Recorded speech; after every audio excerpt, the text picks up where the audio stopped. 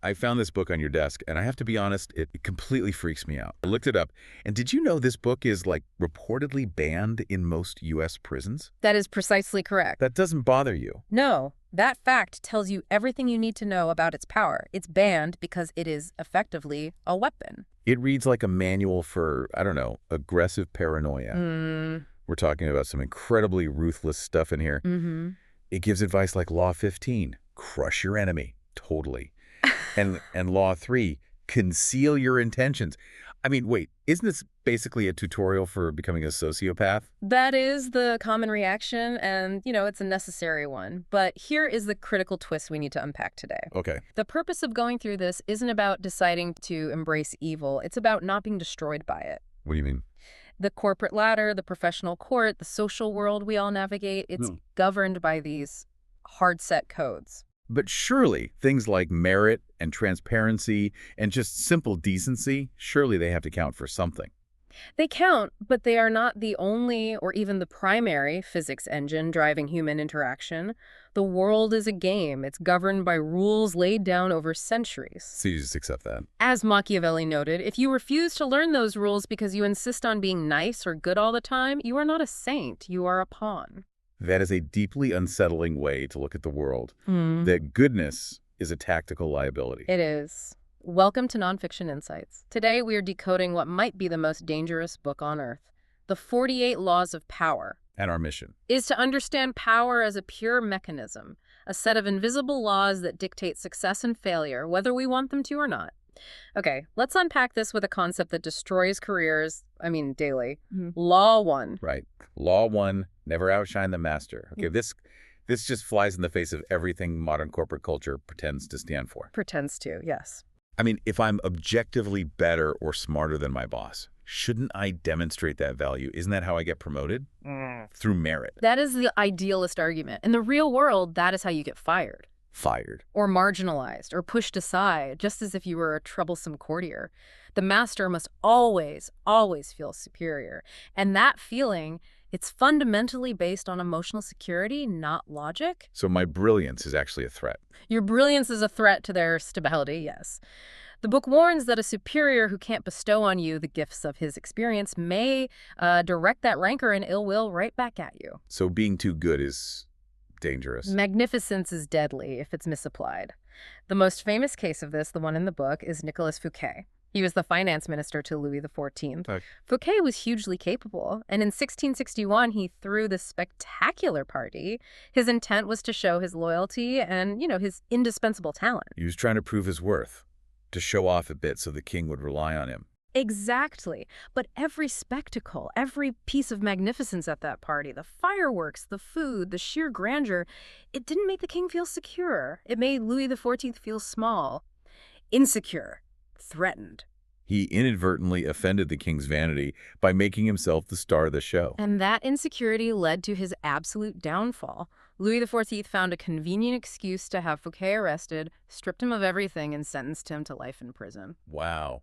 And it's not just ambition that's a risk. You said presumption is too. Precisely. Taking your status for granted. How so? Well, consider Senno Rikyu, the master of the tea ceremony under Emperor Hideyoshi in 16th century Japan, hugely influential, a trusted advisor.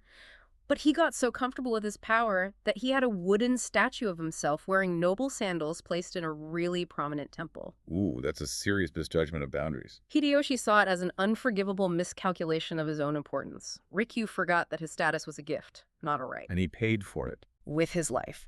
He was forced to commit ritual suicide.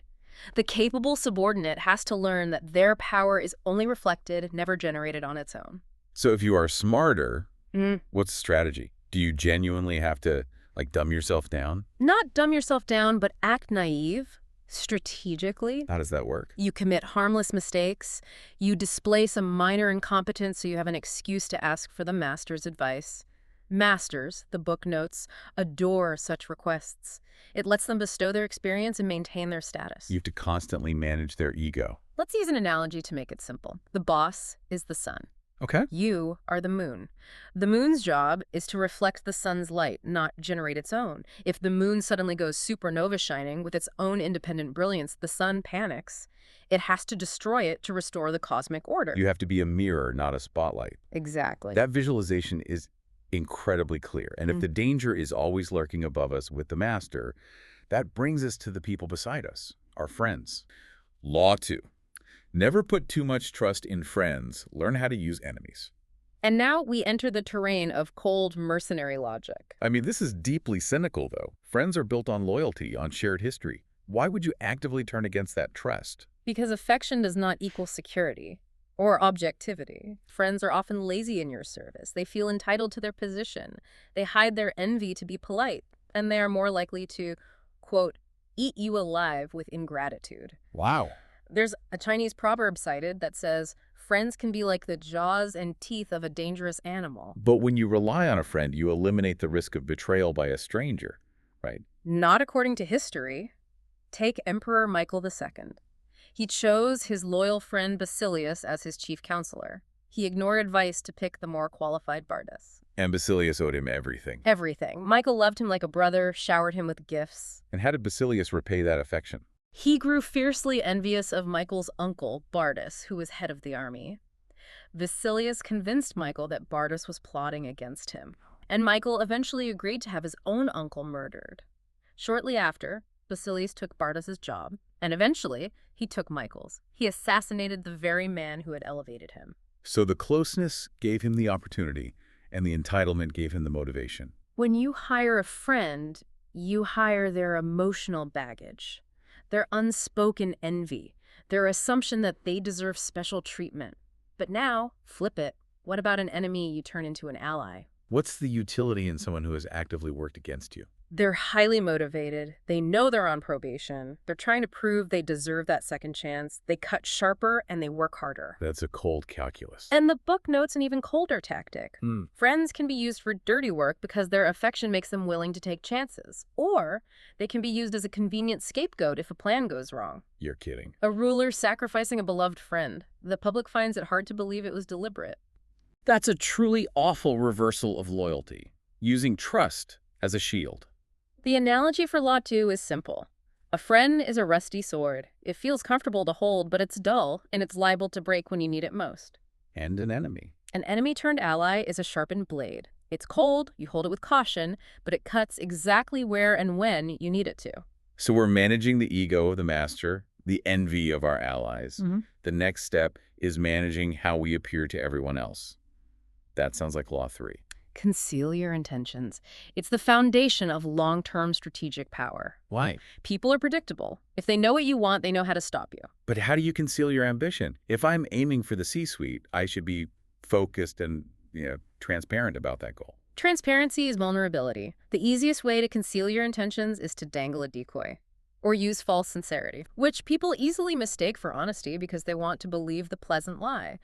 The source reminds us that deception and masquerade shouldn't be seen as ugly because, quote, all human interaction requires deception on many levels. So you create a diversion. They become a puzzle. And once you do that, you can use the next tactical weapon, Law 4. Always say less than necessary. I have to argue again. In modern life, communication, transparency, they're key to building trust. Being open and articulate is a prized leadership skill. And yet transparency is weakness, silence is control.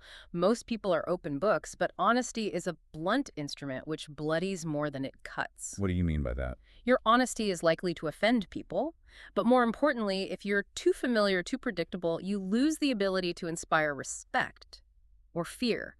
And power will not come to a person who can't inspire those emotions. So how does silence generate power beyond just keeping secrets? It creates a vacuum.